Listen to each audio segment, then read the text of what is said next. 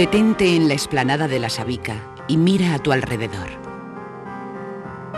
La ciudad es una dama cuyo marido es el monte. Está ceñida por el cinturón del río y las flores sonríen como alhajas en su garganta. Mira los árboles rodeados por los arroyos. Son como invitados a quienes escancian las acequias. La Sabica es una corona sobre la frente de Granada en la que querrían incrustarse los astros. Y la Alhambra, Dios vele por ella, es un rubí en lo alto de esa corona.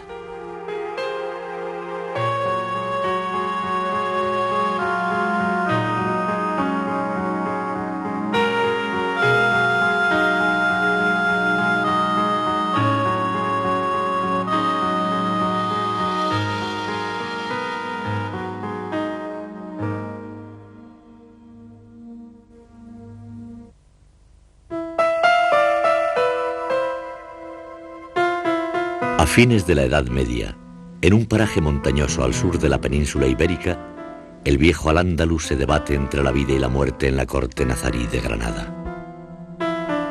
Son los últimos suspiros de una civilización que alcanzó su esplendor con el mítico califato cordobés y las brillantes cortes literarias de los reyes poetas de Taifas.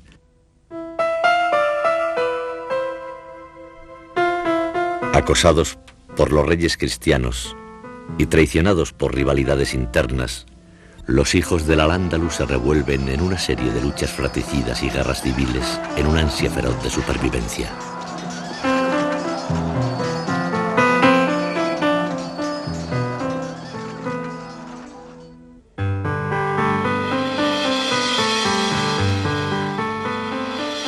Es entonces cuando el arte andalusí va a legar a la humanidad su más preciado tesoro, la Alhambra, el recuerdo de una cultura y una forma de concebir la vida únicas e irrepetibles, en un lugar donde los hombres supieron crear su propio paraíso.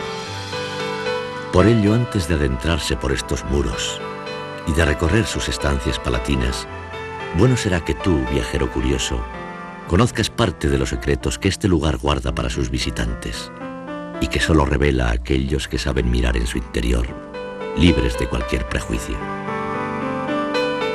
En primer lugar, entra ligero de equipaje, dejando atrás cualquier intento de raciocinio occidental frente a una ciudad que fue ideada tan al gusto de Oriente. Aléjate de los ejes centrales para contemplar las obras de arte de su arquitectura y encontrarás en las perspectivas diagonales mayor profundidad para abarcar, en todo su esplendor, las bellas formas de sus edificios. Busca puntos de vista muy bajos, pues sus espacios fueron diseñados para que sus habitantes los contemplasen sentados sobre cojines a ras del suelo. Y sobre todo, relájate. Olvida la prisa que rige el mundo en el que vives y entrégate a la Alhambra, reflexionando sobre sus múltiples contrastes y descubriendo mil y un tesoros ocultos. Déjate guiar por las poesías e inscripciones de sus muros y serán las mismas fuentes y columnas las que te hablen de los sultanes que dieron vida a tanta hermosura. Solo entonces podrás ser invitado a la Alhambra sin la sensación de ser un intruso que profana un lugar reservado para la vida íntima de sus moradores. Solo entonces te será permitida la entrada.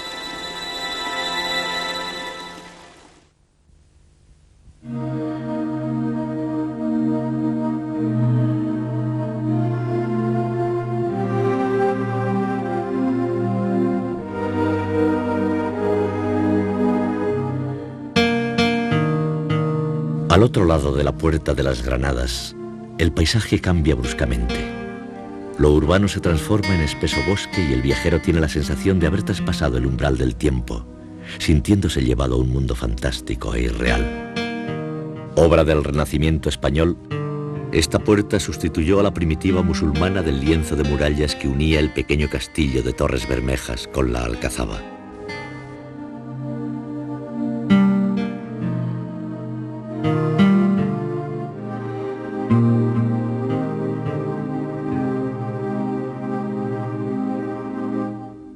Con el nombre de la Sabica se conoce a la colina que acoge en su seno al conjunto monumental de la Alhambra.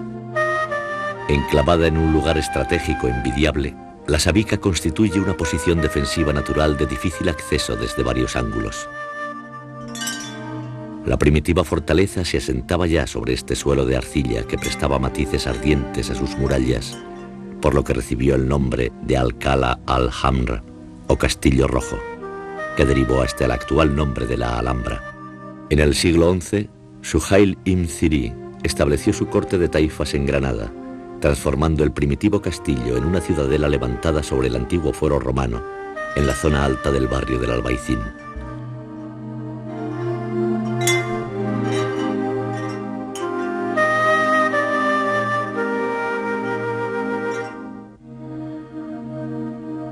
Extinguido el reino zirí, Muhammad al-Alhamar, monarca fundador de la dinastía nazarí, decidió trasladarse a la Colina Roja. Un antepasado suyo fue el primero en tomar el apelativo de Alhamar, que quiere decir el rojo. Hacia el año de 1239, Ben Alhamar eligió el sitio y trazó los cimientos del castillo, acercando el agua del río Darro a la cima del monte y poniendo así las bases de la actual Alhambra.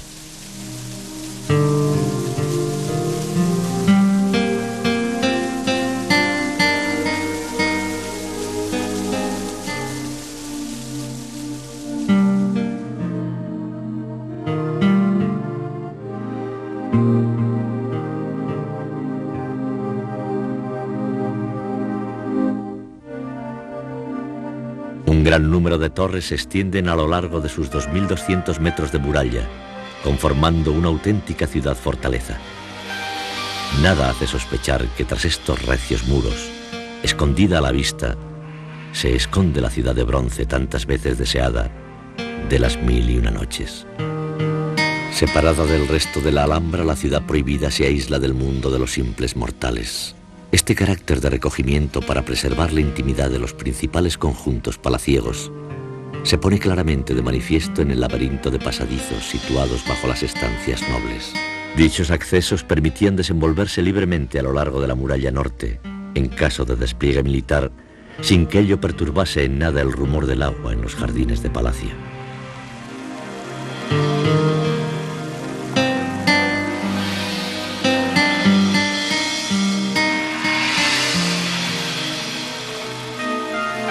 Pasadizos y puertas secretas constituyen parte de esta alhambra oculta que juega con el viajero, invitándolo a descifrar la laberíntica ruta de caminos que se cruzan por su interior.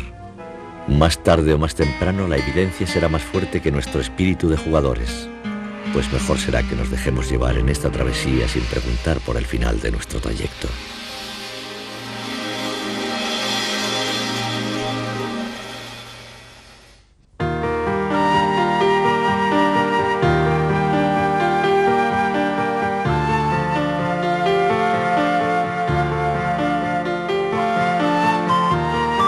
Pero el camino es largo y ni siquiera hemos entrado de manera oficial. Para hacerlo deberemos saber que 4 eran las puertas principales que comunicaban la Alhambra con el mundo exterior. En el extremo occidental encontramos al pie de la Alcazaba la Puerta de las Armas, la única vía que conecta directamente con la ciudad de Granada. Por el lado noreste, la antigua Puerta de Arradal era el camino principal para acceder a la finca del Generalife. La gran fachada del frente sur acoge a cada extremo las otras 2 salidas de comunicación. La Puerta de los 7 Suelos, con su alta torre, aún se alza majestuosa, a pesar de que fue destruida en su mayor parte por las tropas de Napoleón.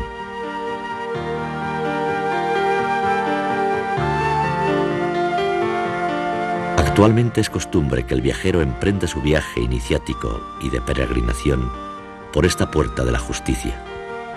Los reyes católicos mandaron colocar en ella una virgencita, con el fin de contrarrestar el poder del Islam, simbolizado en los talismanes mágicos de la mano y la llave, reforzados por la profesión de fe musulmana inscrita en la entrada.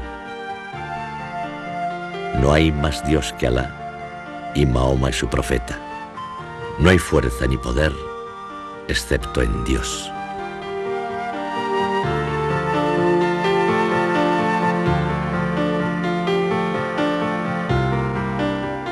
En época musulmana, dominaba este lugar un barranco que separaba la zona militar del resto de la Alhambra. Tras la conquista, los cristianos rellenaron el foso natural construyendo un gran aljibe que da nombre a la plaza. La Puerta del Vino daba entrada a la Medina o ciudadela interior. En la época cristiana de mayor abandono de la Alhambra, cuando toda la ciudad era refugio y morada de la más pintoresca y abigarrada población que imaginarse pudiera, según cuenta la leyenda, se llegó a vender a los pies de esta puerta el vino libre de impuestos a los vecinos de la ciudad. De ahí el nombre por el que es popularmente conocida.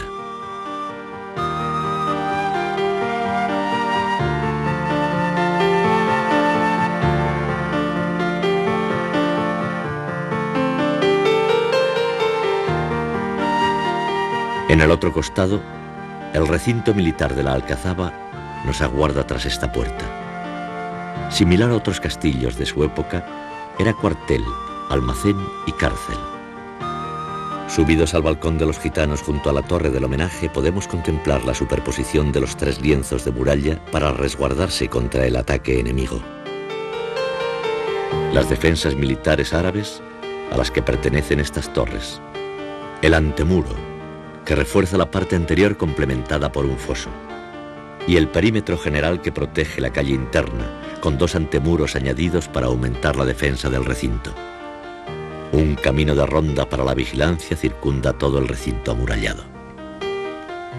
Era la torre del homenaje la más importante en las fortalezas medievales, pues en ella se situaba el puesto de mando para organizar la defensa de la plaza.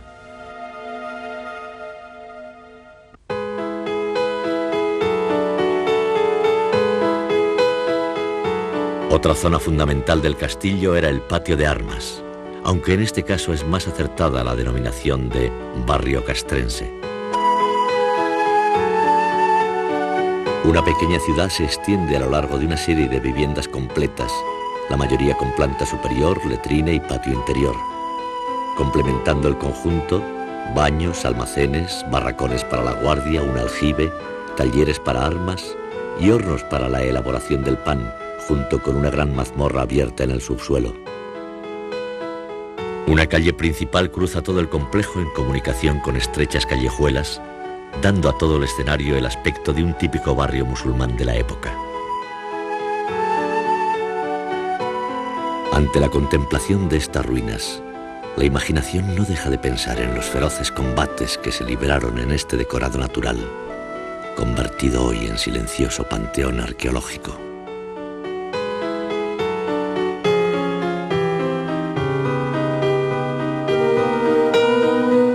Frente a nosotros álzase la Torre de la Vela, el mirador ideal para extasiarse ante el horizonte sin límites de un paisaje solo hasta entonces soñado.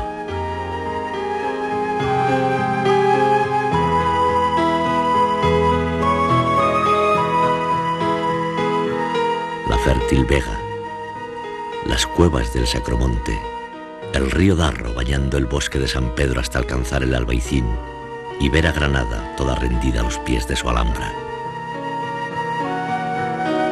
Difícil será encontrar otro lugar en la tierra que ofrezca tantos contrastes y tal variedad de paisajes e infinitos colores en el espacio que comprende una mirada.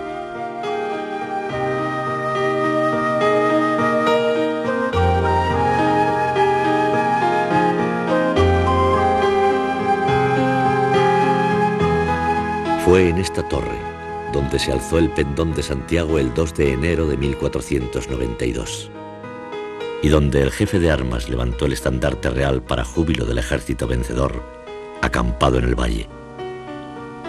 De este modo se ponía fin a 8 siglos de civilización musulmana en España, y una nueva era daba comienzo.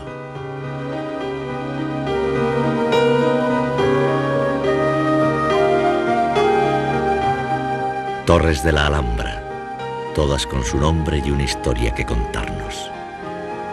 La Torre de la Sultana, la Torre de la Pólvora, la Torre del Cubo, construida por los cristianos sobre la Puerta de la Tahona, que aún se conserva en su interior.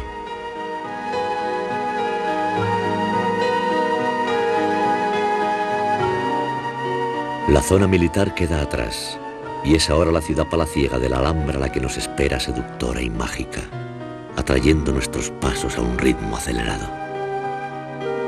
Tras una explanada, dos patios preceden a uno de los palacios nazaríes del conjunto monumental, patios en los que se desarrolló la vida administrativa y oficial de la corte.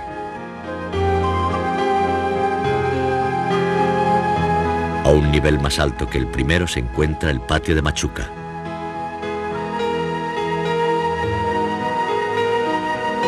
Una vez más, una torre hace las funciones de mirador, como si la Alhambra nos invitara constantemente, coqueta de sus encantos, a presenciar el bello marco que la envuelve.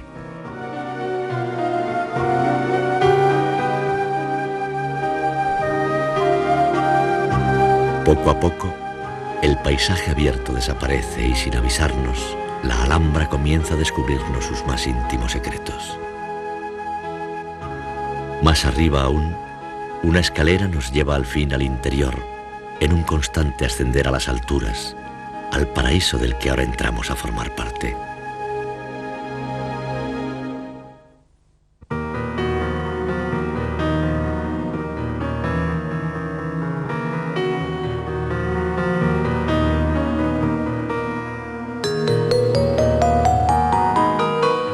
El Mexuar es la primera dependencia abierta al extraño en el Palacio de Comares, sede oficial de los sultanes granadinos. Mandado construir por Ismael I, fue luego reformado por su nieto, Muhammad V, en la época de máximo esplendor de la corte nazarí. La arquitectura árabe es frágil y utiliza elementos pobres para sus edificaciones. Argamasa y ladrillos fueron los materiales escogidos para levantar sus muros. Razones espirituales y una tradición palacial fundada en la inseguridad del poder en una época de continuas guerras civiles hicieron que los palacios se levantaran rápidamente, sin pensar que pudieran sobrevivir a los reyes que los crearon. Los palacios de la Alhambra son fieles herederos de esta concepción efímera del poder y de la provisionalidad de la existencia terrena. Construidos con materiales livianos, han resistido, sin embargo, milagrosamente ante las inclemencias del tiempo, las guerras constantes y los continuos terremotos durante siglos y siglos. Traspasando estos muros, un pequeño oratorio con el mihrab para la oración orientado hacia la Meca.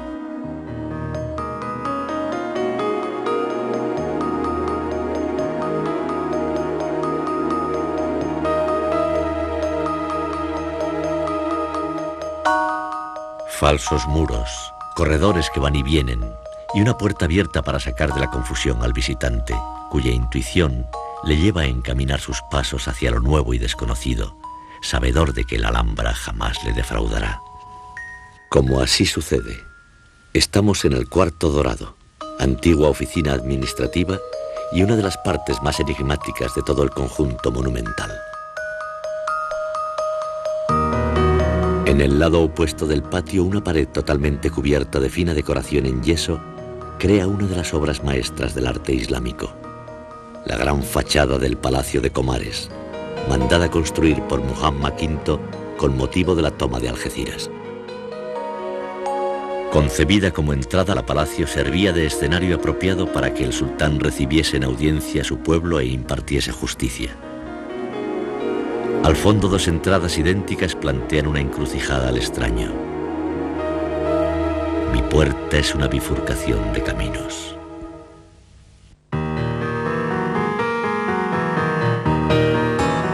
La de la izquierda nos conduce al recodo, a través de un pasillo con diminutas estancias, al patio llamado de Comares, de la Alberca o de los Arrayanes, pues por los frondosos arrayanes que bordean su estanque es más conocido. Hacia el sur, una sala da acceso a la cripta del Palacio de Carlos V.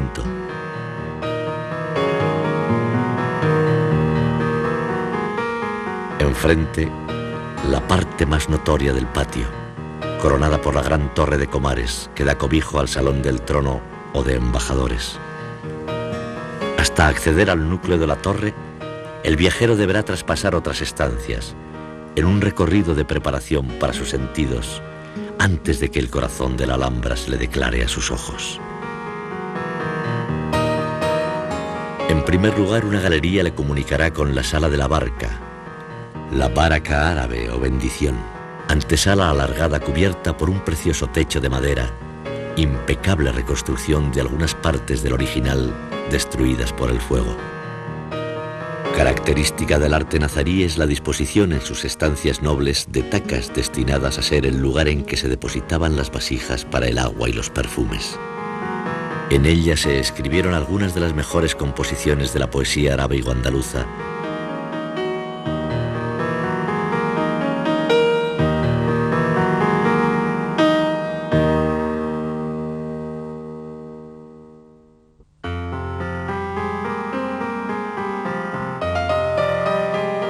Mi tisú, dedos hábiles bordaron, tras perlas engarzar en mi corona.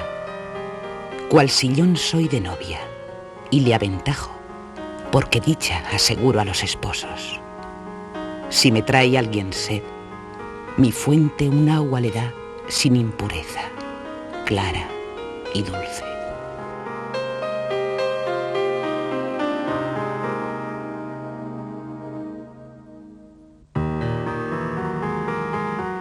Un festival de canciones y poesías saldrán a nuestro paso, escoltándonos con sus melodías hasta el Salón de Comares, la estancia principal del palacio. El contraste entre el aspecto militar de la torre que lo envuelve y la decoración mágica e irreal de su interior es parte del encanto del arte hispano-musulmán. El término Comares, aplicado a esta habitación, parece significar estancia o asiento del trono, y tal era la función de este salón, diseñado para albergar el trono del sultán de palacio. El salón del trono se halla coronado por un rico entramado de madera, maravilla del arte universal. Pero dejemos que sea una vez más la propia obra artística la que nos hable del misterio de su creación. Representación simbólica de la Azora 67 del Corán titulada El Señorío y reproducida bajo la cúpula.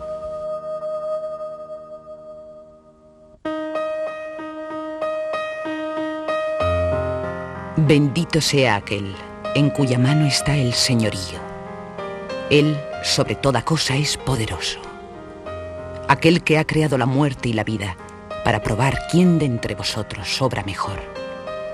Él es el poderoso, el indulgente, aquel que ha creado 7 suelos superpuestos. Mira si ves en la obra del clemente imperfección alguna. Vuelve la vista. ¿Has observado alguna falla? Luego, vuelve la vista a ella un par de veces. La vista volverá a ti cansada y fatigada. Hemos adornado el cielo del mundo con candilejas que hemos colocado como piedras para lapidar a los demonios, para quienes hemos preparado el tormento del fuego.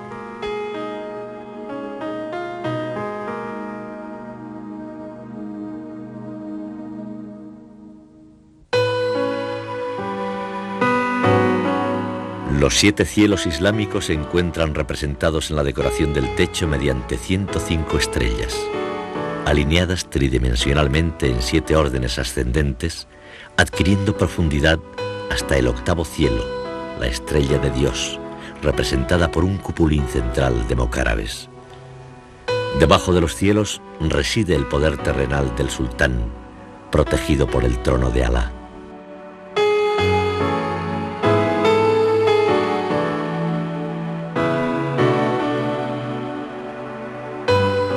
En el salón de embajadores, 9 alcobas se abren al exterior por sendos balcones. La alcoba central era la destinada al trono del sultán, como ella misma nos cuenta.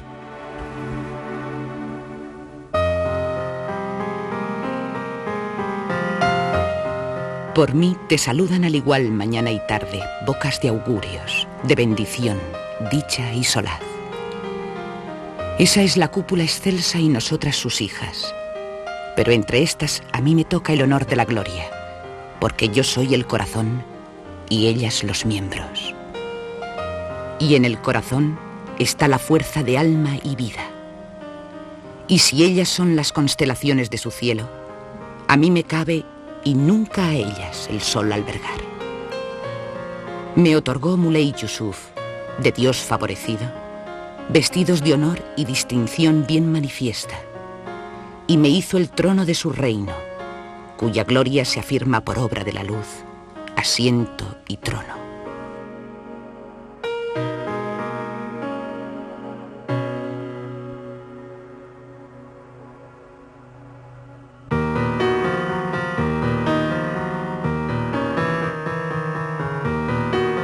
La decoración del salón alcanza un nivel de riqueza tal vez nunca superado. Sus zócalos de cerámica, la precisión detallista de las yeserías, la geometría de sus formas, todo ello en una perfecta combinación de complicadas trazas, según un diseño que hace recordar a los tapices colgantes. Pero si el viajero cree haberlo visto ya todo, en la creencia de que nada superará lo hasta entonces presenciado, no tendrá más que traspasar esta sala para que la Alhambra vuelva a sorprenderlo, sacándolo de su error.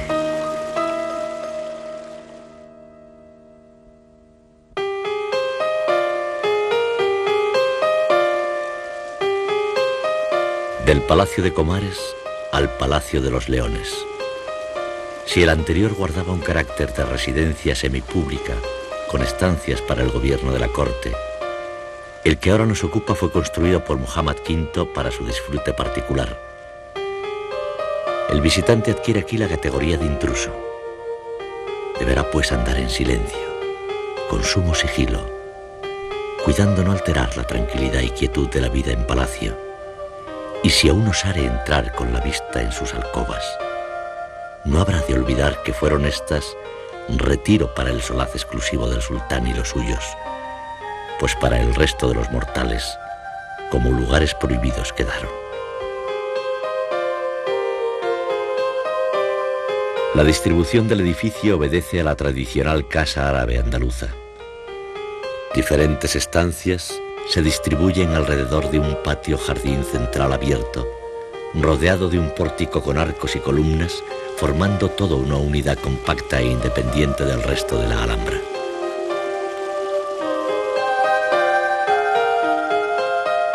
El patio tiene un eje central en la Fuente de los Leones, símbolo universal del palacio, inspirado en el mar de bronce del Templo de Jerusalén. Un ingenioso sistema hidráulico permitía nivelar constantemente el agua, como nos sugieren las metáforas de los versos del poeta y visir de la Alhambra Ibn Sanrak, tallados en el borde de la taza.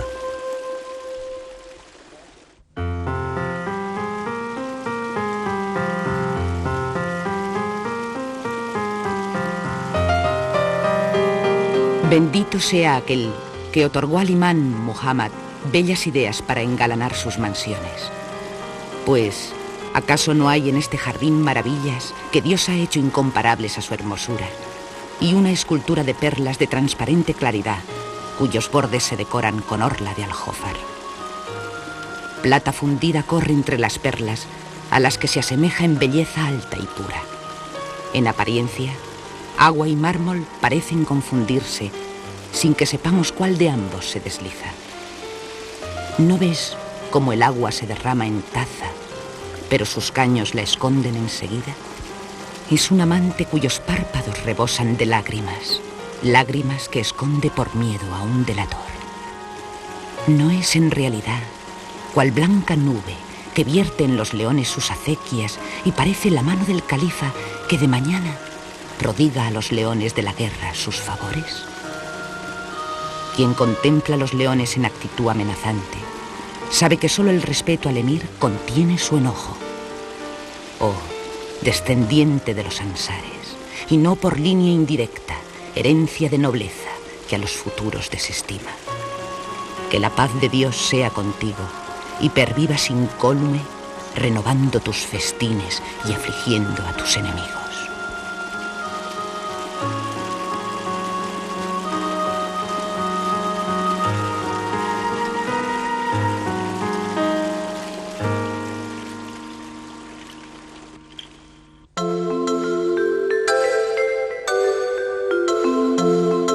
La Sala de los Mocárabes es el vestíbulo que antecede a dos obras maestras de la arquitectura islámica, las salas de Abencerrajes y de las Dos Hermanas.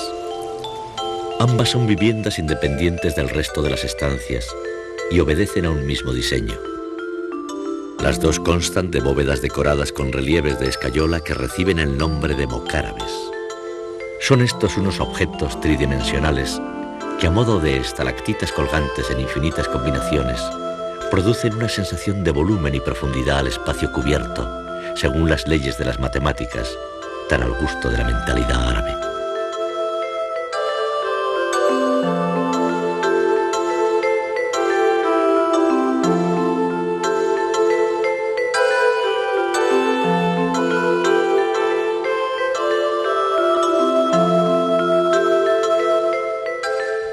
Nuestro recorrido por el Palacio de los Leones continúa en la Sala de los Sultanes, reservada para reuniones y festejos con un evidente contenido lúdico. Frente al patio, 3 alcobas poseen la originalidad de conservar en sus techos unas de las escasas manifestaciones de la pintura islámica.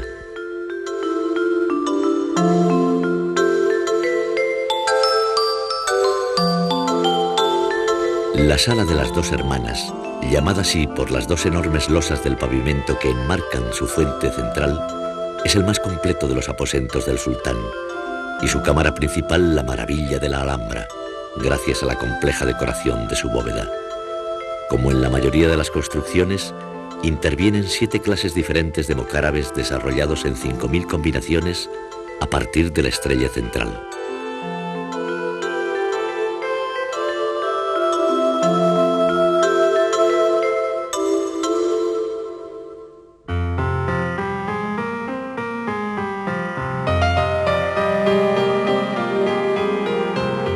Soy el jardín que la hermosura adorna.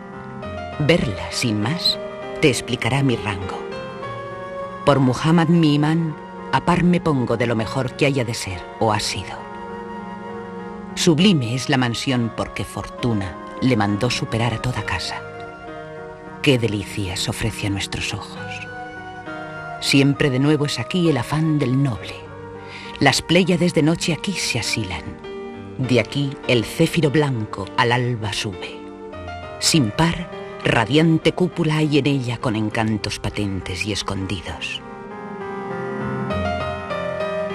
Su mano tiende Orión por saludarla. Bajar quieren las fúlgidas estrellas, sin más girar por rayas celestiales, y en los patios, de pie, esperar mandatos del sultán, con las esclavas a porfía. No es raro ver errar los altos astros de sus órbitas fijas desertores por complacer a mi señor dispuestos, que quien sirve al glorioso gloria alcanza. Por su luciente pórtico, el palacio con la celeste bóveda compite. ¿Qué ropa de adornado tisú echaste sobre él? Hace olvidar el tul del Yemen. ¿Qué arcos hay por encima, sostenidos por columnas de luz engalanadas, cual esferas celestes que voltean sobre el pilar del alba cuando asoma? Las columnas tan bellas son en todo, que ya vuelan proverbios con su fama. Su mármol liso y diáfano ilumina negros rincones que tiznó la sombra. Pues si al alba del céfiro la mano llenan dracmas de luz que bastarían, tira luego en lo espeso entre los troncos doblas de oro de sol que lo decoran. Me une un claro linaje a la victoria, mas un linaje que es lo que es, le gana.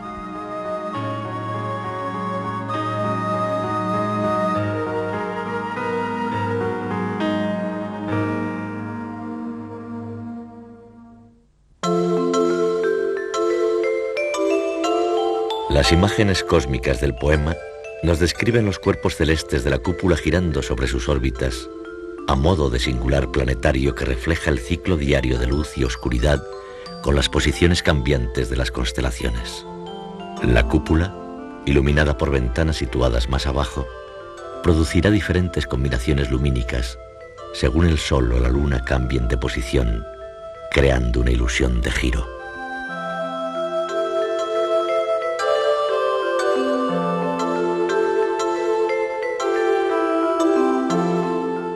Prolongación de este aposento es la sala de los ajimeces, en la que sobresale el mirador del Indaraja, cuya cara asoma al jardín inferior del palacio.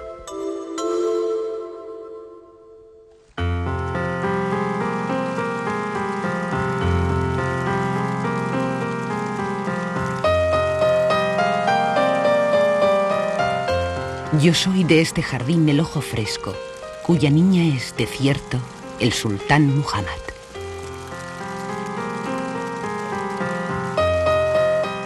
En mí a Granada ve, desde su trono califal. El corcel de su mirada, tras vencer en hipódromos del aire, feliz entre gualdrapas, corbetea, pues encuentran los ojos diversiones que le atan, o al juicio ponen trabas.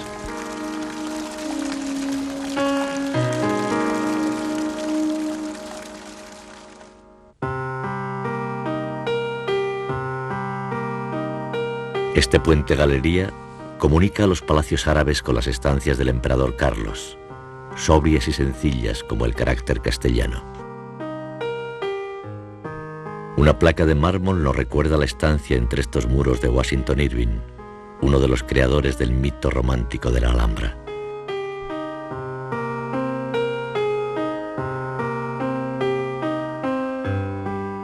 Y allá en lo alto, el peinador de la reina, símbolo de la unión de lo cristiano con lo árabe, pues si su parte baja conserva intacta lo más representativo del arte nazarí, el mirador de la planta alta es obra de la cultura vencedora tras la Reconquista.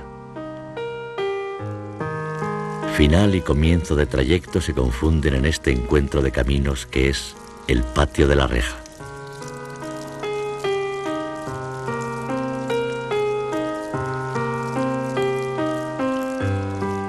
La sala de las ninfas, la cámara del tesoro del sultán, es la primera parada en nuestro recorrido por esta Alhambra íntima y reservada.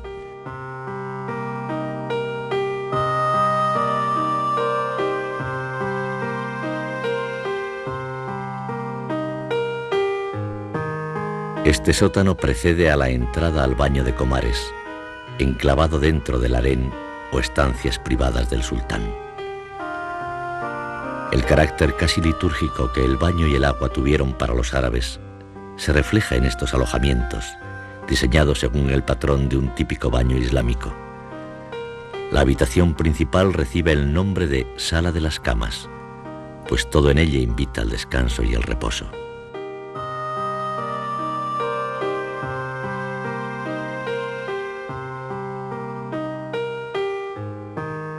Una fuente transforma el cuarto en un patio para desvestirse y recibir las atenciones previas al baño en este banco de azulejos.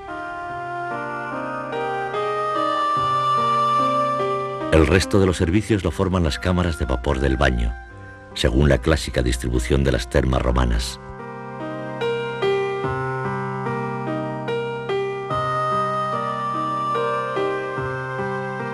Además del baño frío o tibio, se provocaba la exudación por medio del vapor, cuyo nivel era regulado por los servidores del baño que abrían o cerraban desde arriba los cristales que cubrían antiguamente estas perforaciones en forma de estrella, llamadas lucernas. Bajo los mármoles del suelo y entre los muros, diversos canales caldeaban las salas mediante el vapor y el aire caliente de los hornos de las calderas, hasta llegar a las pilas del baño, donde fluían por sus nobles caños para agua fría y caliente. Era necesario usar calzado de suela muy gruesa para no quemarse los pies.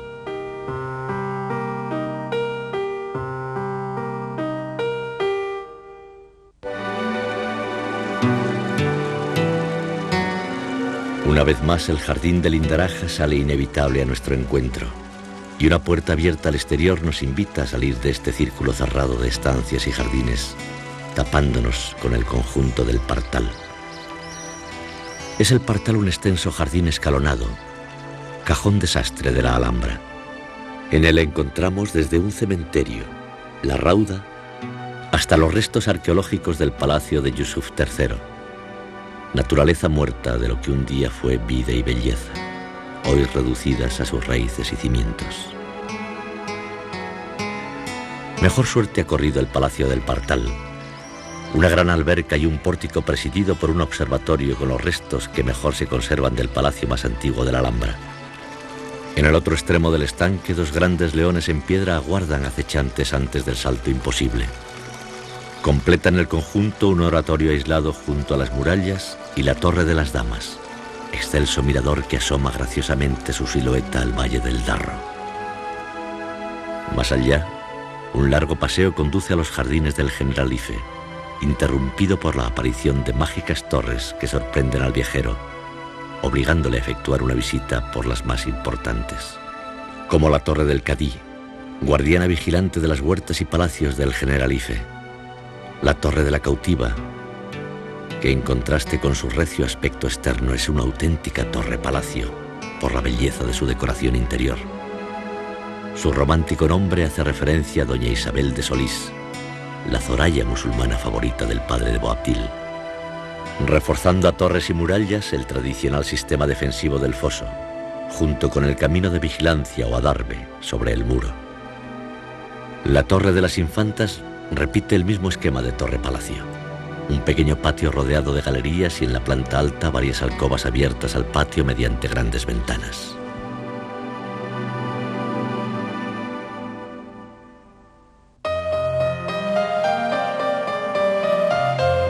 Tú que entras, párate por Dios. Contempla cuánto luce beldad perfecta y rara.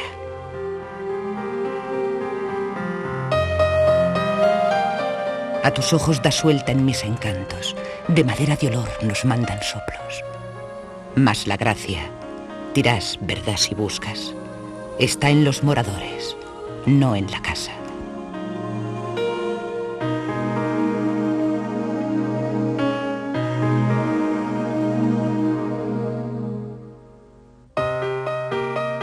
Por último, la Torre del Agua comunica a través del Puente Nuevo la Alhambra con el Generalife. Concebida como finca de recreo, el conjunto del Generalife lo forman una zona de carácter palaciego y unas huertas para la explotación agrícola y ganadera, donde el sultán, presumiblemente, tendría destinada una zona para el adiestramiento de sus caballos. Un inmenso jardín construido en el presente siglo sirve de nexo introductorio entre la Alhambra y el Generalife, derivación del árabe antiguo que para algunos significa el jardín del arquitecto y para otros el más noble de los jardines.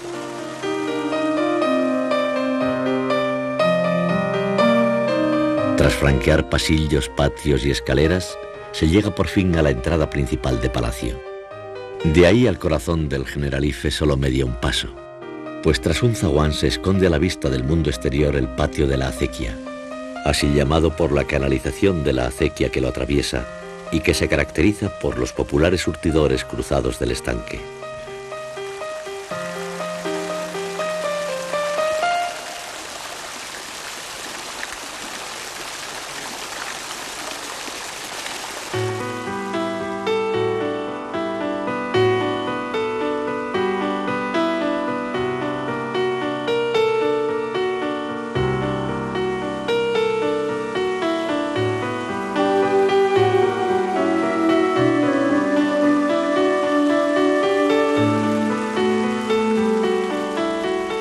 A un nivel más elevado, el patio del ciprés de la sultana.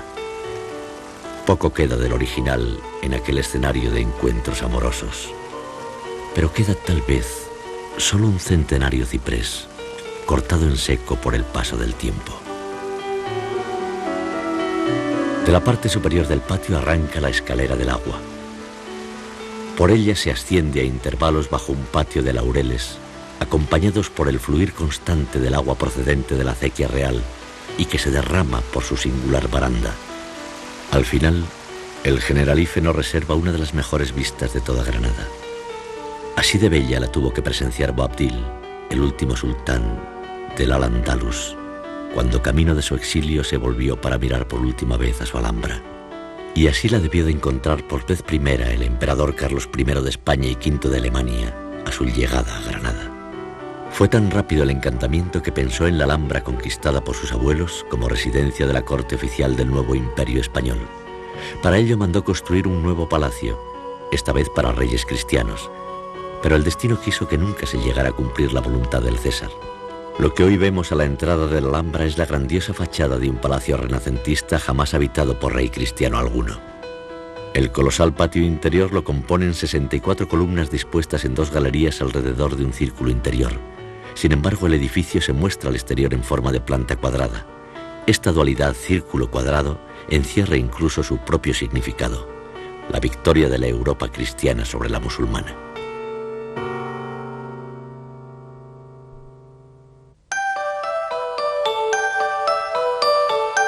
Cuentan que el primer sultán de Granada fue recibido por su pueblo con gran júbilo a la vuelta victoriosa de una batalla. El monarca contestó agradecido: «Solo Alá es vencedor». Desde entonces esta frase fue el lema del escudo nazarí, y las paredes de la Alhambra repiten sin cesar la leyenda: «Solo Alá es vencedor», reflejo de la profunda creencia islámica en el poder de Alá como inevitable dueño y señor de toda la creación. Ojalá este primer viaje a la Alhambra haya servido para que tú, impenitente curioso, entraras en contacto con una civilización y una mentalidad diferentes. Recorriendo sus estancias reales has dejado volar la imaginación hasta paradisíacos jardines mitológicos, propios del rey profeta Salomón. Disfrutando con la contemplación de sus obras de arte, has conocido parte de un universo propio y oculto a primera vista. Paseando por donde resulta haber separado el tiempo, has podido reflexionar sobre la provisionalidad del poder de los hombres. Solo Alá es vencedor. Encarnación suprema del poder de la creación, la Alhambra es una obra sobrenatural forjada por una fuerza superior a todas, la del genio creador capaz de transmitir emociones y de despertar los mismos sentimientos de placer a lo largo de cientos de generaciones, la del poder de la obra maestra. Solo Alá es vencedor. Solo el poder de la creación perdurará.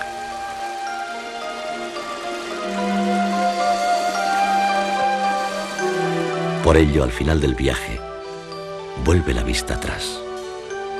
Algo te dirá que un día habrás de volver a este mismo lugar, pues jamás podrás olvidar lo que tus ojos vieron. Y cuando así lo hagas, un mundo nuevo saldrá a tu encuentro, sorprendiéndote, encantándote. Así es la Alhambra, un monumento vivo en permanente evolución, nacido entre Oriente y Occidente, para asombro constante de la humanidad.